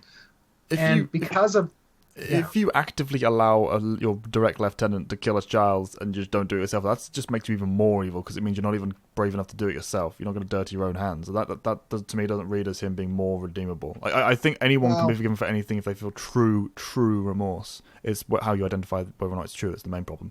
But to me that doesn't fly on the dark magic thing there. Which way you're having it both ways? Is he redeemable or not? I mean, he's not redeemable because. He has to feel the true remorse, is what I'm saying. So that of course, he's not going to feel that at the beginning of his war. Of course. But I'm saying that, but the dark magic isn't what makes him the lack of not using it isn't what makes him redeemable. Is what I'm saying. It's not the dark. It's not him avoiding using that on screen that saves him. That was Connor's premise. I think I'm inclined to agree that I think it's interesting that he doesn't seem to take pleasure in killing. He might be willing to. He might be willing to have it done, but he doesn't kill for just the joy of it. Voldemort does, by the way. So that's a big difference between the two right there. I think he is more. He's not like as good as Magneto, like on a narrative level, but I think he does strike that mold, which is what I wanted him to be. Like going into it, as I mentioned in our previous review. So I'm glad he's at least that's what they're modeling after. They didn't quite succeed in all regards, but that's more a function of like the story not succeeding in all regards for me. He's not my problem with that. Before we get to the very end, do you guys want to talk about the relationship with Dumbledore now? Because there's sort of a... Well, I want to talk real quick because it got lost. They have like a lot of scenes like this where it's like let's visually show the audience what we're talking about, and it's usually not very subtle. Like the scene where Newt is needing something and like they just have like the exposition table, like the table of exposition where like they show like what's going on. They do that multiple times in the movie and I don't like it. This scene worked for me though. Even though this device though that's created. I know. It's the whole blood pact thing that they use to justify of Dumbledore not going after Grindelwald. It's like it kind of takes away from Dumbledore's explanation in the books that the reason why he was so reluctant was because of his emotional baggage. They basically said it completely does. I agree. Yeah, it's like they basically said no, Dumbledore didn't go after Grindelwald because there was a direct reason not to. If he did, they would have died because of this kind of cousin to the unbreakable vow. They can't ever fight, yada yada. And it's just like, why? It's like the whole point behind Dumbledore's reluctance was because of his emotional baggage. He stated outright in the later books that it was because of his emotional baggage. This practical reason was not necessary. It was necessary given the contrast, the limitations they put on their own story, because we were already asking the previous film, why is Dumbledore sitting on his ass not doing anything about it? Yeah. So the level, because they dragged out the time frame involved, they had to have put some reason for it to be slow. But they've also still left a massive gap where he now is able to, provided the next film isn't. Let's go find all the things we need to destroy this blood pact. Yeah, there was. We were asking that because it is a plot hole. Like, there's no way to fill it. Actually, like not in the context that they're delivering it. The problem is that it was a plot hole that they decided to answer, but the answer they came up with retconned a huge aspect of Dumbledore's character, and that just it doesn't ring true for me. It kind of leaves a bit of a sour taste in my mouth. Well, do we know how long he was reigning originally, Grindelwald? Because to me, it didn't sound like he was actively around and this much of a threat for very long at all. It felt like he had been building up in the background, and then when he properly stepped into the fold, Dumbledore got involved. Basically just rocketed into the spotlight with the start of World War II, like basically his reign being 39 to 45, and the Dumbledore just dragged his heels on going after him. But the problem is that having him active doing his thing for like decades beforehand, and Dumbledore dragging his heels. it no longer works. So you have to have this reason for him delaying. Yeah. But the problem is then he's still taken only a year. You know, he's now got the blood pact, so now he have to contrive some reason that it can't be destroyed immediately. He has to have another time frame latched on. I know. It doesn't work. Well, the reason that they're going to do, some magical creature is needed to destroy this. Precisely. Newt's got to go. Newt's got to go and find out all of the different creature parts that need to be used to make a spell or ritual to break it. Obviously, that's going to be the way they go for it, no doubt. But we'll get to the Phoenix bullshit in a bit. We'll get to the Phoenix bullshit in a bit. But yeah. But it's and just then we also get the line where it's like, you guys were like brothers, like we were closer than brothers. yeah, the obvious illusions there because they can't go. Yeah. Well, the other thing is that movie. the other thing is that I What'd also you say, Callan? Mainstream what? I said they can't go full out with that. They have to make only illusions because mainstream movie still not ready yet. Apparently, Can they not? I mean, I feel like can you read it any other way? I mean, Yeah, I don't see how you can. Yeah. And the other thing on my end is just I was always under the impression that until Rita Skeeter released her expose on Dumbledore after his death, that his relationship with Grindelwald was not private. common. Yep.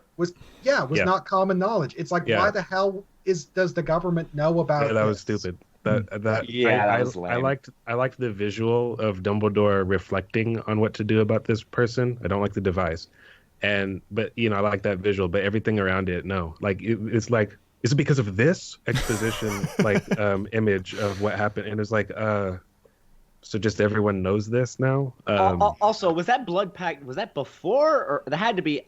Well, they were kids. Before Ariana's death.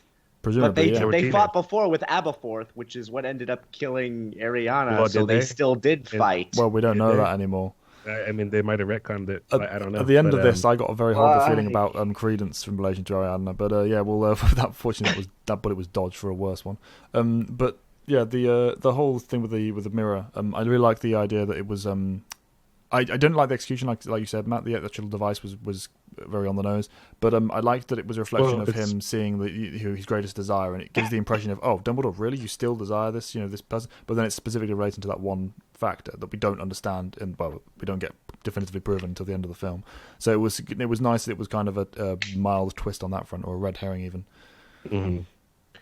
The reason I don't like the device is not so much because of how on the nose it is. It's more because it's an obvious, like, MacGuffin. Like, this is our plot device, so that this will liberate the badassery of Dumbledore, so he can take Grindelwald to school where he can't now. Otherwise, he dies. Like that's dumb. Yeah. And clearly not something. It was clearly not part of the original story. She cooked that up for this plot. You know what I mean?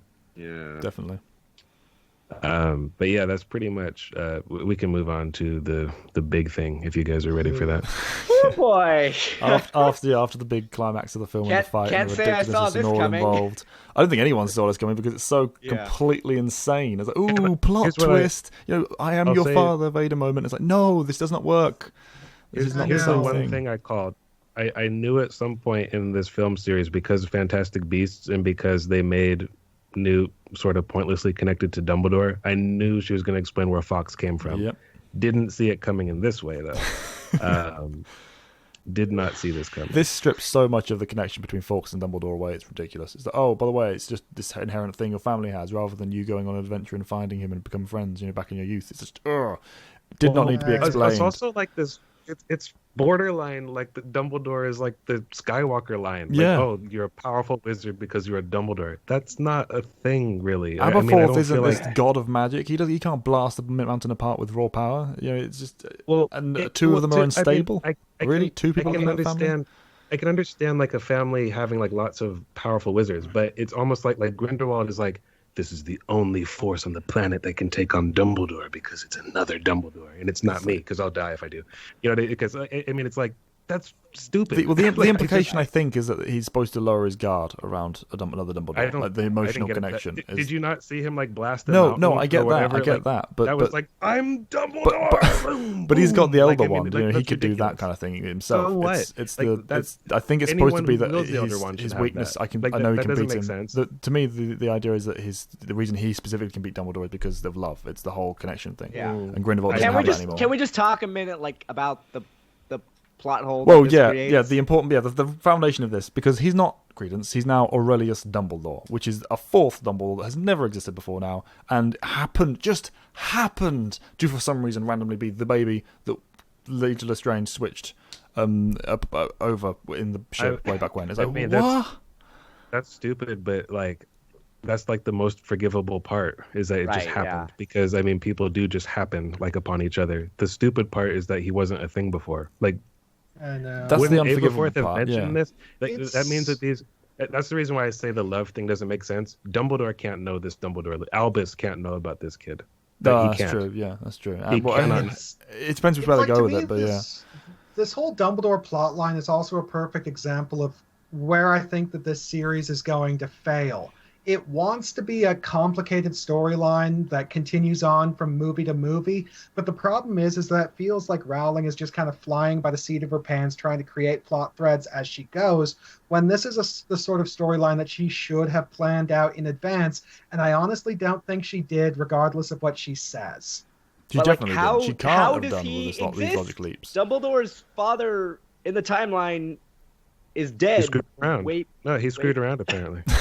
Yeah. Well, it had to be the father because it's a Dumbledore. It's not like Kendra would have married into the name. So, yeah, I don't know. Also, that whole family line thing, like the Phoenix only answers to a Dumbledore, which for whatever reason is just crap. It makes it just this object of him being a part of the family rather than him being Dumbledore. Him being called Dumbledore isn't what makes him Dumbledore. It's everything he is. It was my top one thing that I did not want them to explain was where Fox came from. I knew it was going to happen. I resigned myself to that, but I didn't see them screwing up more than that in doing so. And why was he being sent to America? Why was he being sent away if he was Dumbledore? You know, what is that story? Why? It doesn't make sense. It's another bit of convoluted mess on top of the Lestrange convolution. There's going to be a scene where, like, Yusuf Kama's cousin says, like he had the same situation with the Dumbledores that what's his name had with the Lestranges. It's some bullshit, like who cares? They just all wound up on the ship. How they're going to justify this? Oh, you can't. Yeah, don't worry about that. Absolutely ridiculous. And all for what? Oh, Credence is now Aurelius Dumbledore. Ooh, twist. Ooh, no one cares about Credence. Full stop. Anyone who does is basically just a sympathy thing, and that can be brought up with any other way. It has nothing to do with Dumbledore. Is it because, so did they fire Johnny Depp from this franchise yet? Like, he's been fired from, like, Pirates of the Caribbean. Have they fired him yet? Because he's drunk all the if they want to fire him, like, now they have an instant new bad guy. Like, I'm just saying that's a thing that could happen. It's just, to me, it baffles me. And again, that's not a good reason. I'm just wondering. And then we've got the end as well. Queenie helping Grindelwald read his mind. It's like, oh, okay, so she's there to be Grindelwald's aid in everything now because one of the new lieutenants just because of legitimacy, despite the fact that should be something he can do regardless. I know. And she's everything that she now does. Every time anything evil happens in that camp, she's going to have to be party to, or at least aware of, and willing to let it slide. And it's just, well, thank you for character assassinating her. Basically, the relationship between Jacob and Queenie is now dead because Queenie has officially turned evil. Yeah, she's it's naively, but she is now basically considered an evil person if she's going to stick with this. If she's aware of everything that's happening and still goes along with it. It's very shallow. And the reason I say that is instead of just dead is because when they do get back together or when one dies and the other has a come to Jesus moment, some people in the audience will unfortunately care. Yeah. I'm just saying, like, it's going to work on somebody, but it's very shallow. Mm-hmm. And that's what else is there to say about this film? Nothing. Like, it's basically I actually like a lot of little things in it, but it like this would be like a situation where it'd be more helpful to do a commentary for me because I could say I enjoy this scene, I enjoy this bit of magic, I enjoy this acting. We'll get there eventually. I'm sure that'll be interesting. Yeah, it all shakes out to a P. Like I said, it's a P like of a film for me. Like in terms of owl grades, there are O's in it, there are E's in it, but overall it's still. For me, you'd need to split it apart into the 5 different films this really should have been, and individually develop every single idea involved. Because with the exception of the main just ridiculous points that we've discussed already, there are a lot of good parts in this. There's a lot of good ideas, a lot of good different things they're trying to achieve with it, but they absolutely, objectively do not work wrapped around one narrative, particularly when that one narrative is Grindelwald. They don't have anything to do with each other. They need to be split out and made into separate films, but now that it's been, the road has been paved, we can't do that anymore. So they've all inherently shrunk the universe. The thing I enjoyed most about this is getting a Harry Potter universe story that I didn't already know, because there were things that I didn't know were going to happen. So that's pretty much it. Because a part of me, sorry, like this is going to sound really fucking weird, but I would rather watch this than at least 2 of the Harry Potter films because they're boring to me. This one wasn't boring. It's a desecration to some of the lore, sure, but it didn't bore me.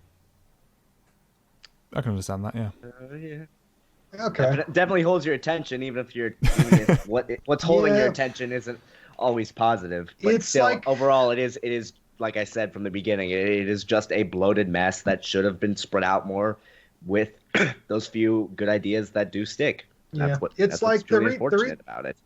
My attitude towards the movie, not quite as negative as yours, Callan, is because a lot of the changes and a lot of the bullshit in this movie, it didn't get a rise out of me. It didn't actually make me angry. It just baffled me. So because of that, my attitude towards this movie is more lukewarm than outright negative. It was entertaining. I don't hate myself for having watched it, but at the same time, it's like, it's really just eye candy and not much more. I don't want to give the impression that I more outright hate confusing. everything. There are elements to this I enjoy, as I said about Lestrange and the Newt situation. Everything on the individual level, most of it plays out all right for me. It's just the way it's pushed together and smashed into this film and then warped as a result. Yes, but I can't stand. No, I understand you. I don't think your criticisms are even off base. It's just. Aside from the Grindelwald one, I I do want to make a point that that Grindelwald criticism is something that I'm going to have to reflect upon and look in individually for the actual scene and go back and watch, because I'm not holding that up as my. I can like evil characters. It's just that particular kind of. I don't. It's not. You don't have to. For me. You don't have to like him. I just don't think the scene is intrinsically broken the way that you at first were kind of framing it. We're saying this doesn't work. It was my favorite scene with him in it. So that's just me. Like I said. Yeah, I need to go through and see if there's anything actually wrong with it. If I think about the Harry Potter films, there are some that I legitimately enjoy, but Order of the Phoenix and Half-Blood Prince, I tolerate those as movies because I know the real story and I just like seeing certain parts of it on screen. Those movies don't really do anything for me as films. I hardly ever revisit them because they're just kind of boring for me. This movie, I didn't enjoy it but I enjoyed moments of it for sure, and it's engaging. It's just not always in the way that it should be. I wish that they taken some of these this filmmaking quality was present in the Harry Potter story, and in using that emphasis, the greater amount of time spent on things like flashbacks or even just explanation, in properly explaining a Shrieking Shack sequence or Snape's worst memory or the Marauders or Dumbledore and meeting Voldemort and all those things that I wanted to see. That Ariana Dumbledore isn't a thing in the films, in the movies. Yeah. So. It's like I said at the start of this whole thing. It's like the movie has a great cast, great production. It looks great. It's very polished as a movie, but the writing is just such a mess. And it's like, if the Fantastic Beasts series is to be salvaged, Rowling needs to either be removed as the head writer or she needs a writing team to help her out, because it feels like this movie just rushed into production based on a first draft script. Or someone who actually knows how to write a screenplay. Yeah, I don't know the reason behind the mess. It could be anything that we're not privy to that, but whatever it is, the cause is it's a mess and it needs to be fixed. But at this point, I don't think it can be. They need to just ride that train now, because every bit of potential they had has been squandered. There's no undoing what they've done now. Ride that train straight into a ditch. It's unfortunate, but I can at least we this, can hope we get more good nuggets as well. We've seen the things, we've mentioned things we do like about this one. I hope we get at least some more of that in the next few films. I am definitely curious to see where they'll go with this, just because of the sheer absurdity of what we got. Yeah, I guess it's that, because my hopes are all pretty shallow, because like I said, there's some pretty cool magic in here. I can go, you know what?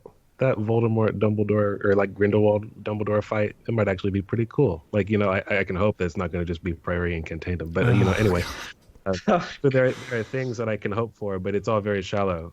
Compare that to Last Jedi. I'm not hoping for anything. Like I'll see that out of obligation just because, but I mean, it's like I don't care. We don't even know anymore. what that can do. At least we have a vague idea of where this is going. Yeah. We have no idea how they're going to do with the next one.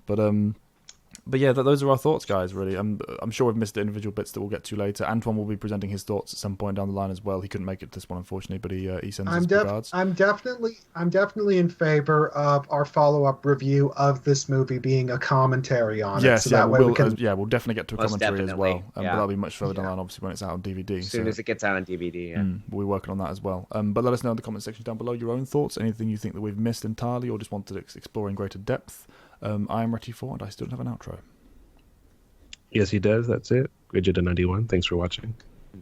Evanova95. We hope you guys enjoyed. We'll see you guys later. I have an orange.